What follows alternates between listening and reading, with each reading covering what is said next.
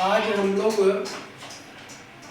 Testis यानी कि वृषण के बारे में उसके कुछ इम्पोर्टेंट जो फीचर्स हैं, कुछ इम्पोर्टेंट जो कैरेक्टर्स हैं, उनके बारे में हम अध्ययन करने वाले हैं। पहली चीज़ तो यह है कि जो हमारा टेस्टिस है वह मेल का यह सबसे इम्पोर्टेंट सेक्सुअल ऑर्गन होता है। पहली चीज, मेल का जो है यह सबसे इम्पोर्टेंट सेक्सुअल ऑर्गन होता है और इसी टेस्टिस में ही जो है स्पर्म फॉर्मेशन होता है, यानी कि स्पर्म फॉर्मेशन कहाँ होता है? टेस्टिस के अंदर होता है। आपको इम्पोर्टेंट चीज ये भी बता दें कि पिछली वीडियो हमने आपको बताया था कि टेस्टिस जो होता है गर्भावस्था में यानी प्रेगनेंसी में 7वें महीने तक जो है वह एब्डोमिनल कैविटी के अंदर होता है। कहाँ होता है? एब्डोमिनल कैविटी के अंदर, जिसको हिंदी में कहते हैं उदर गुहा। लेकिन 7वें महीने में जो है वह उदर गुहा यानी एब्डोमिनल कैविटी से ये टेस्टिस जो होता है वह बाहर आ जाता है। ऐसा इसलिए होता है ताकि स्पर्म का जो प्रोडक्शन है या स्पर्मेटोजेनेसिस की जो प्रोसेस है वह सही ढंग से हो सके, यानी कि स्पर्मेटोजेनेसिस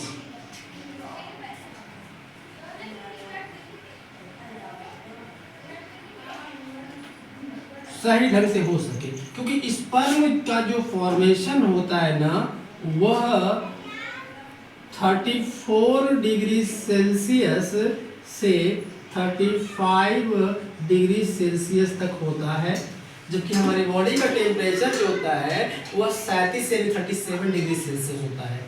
उतना उच्च तापमान पर ये स्पर्म जो होते हैं वो जीवित नहीं रह पाते हैं और इसीलिए ये टेस्टिस जो होता है वह एब्डोमिनल कैविटी से बाहर आ जाता है।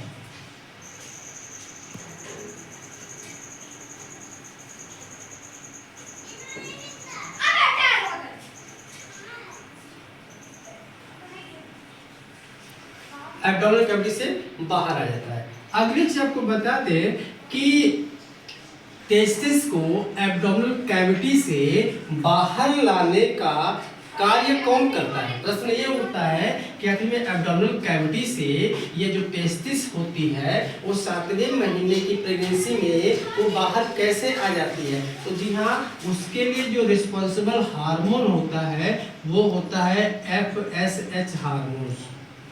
इसको बोलते हैं हम लोग फॉलिकल स्टिमुलेटिंग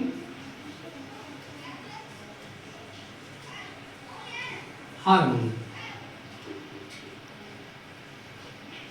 और यह हार्मोन जो होता है वो पिट्यूटरी ग्लैंड से रिलीज होता है।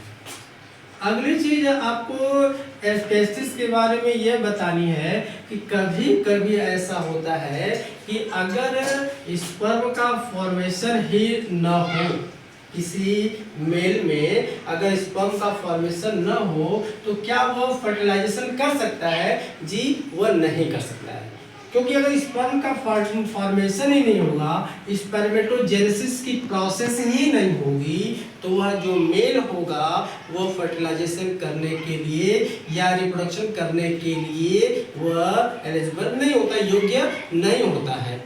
इस स्थिति को हम लोग कहते हैं स्टेरिलाइजेशन पोजीशन। स्टेरिलाइजेशन हिंदी में इसको कह सकते हैं नपुंसकता, इम्पोटेंसी कह सकते हैं।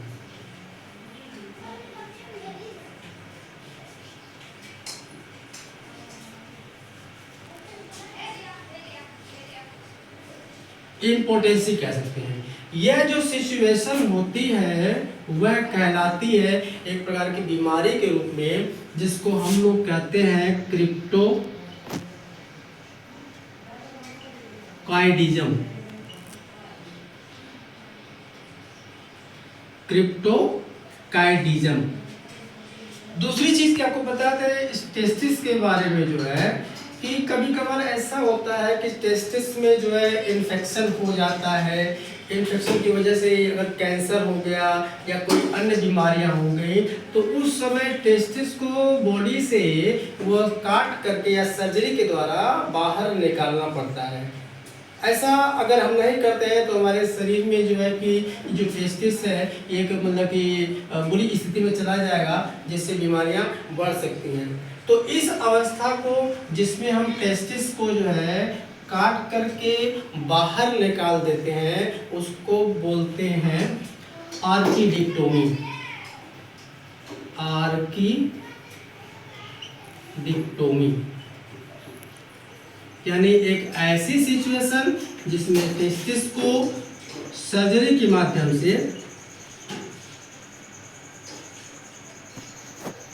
कट करके बॉडी से अलग कर दिया जाता है।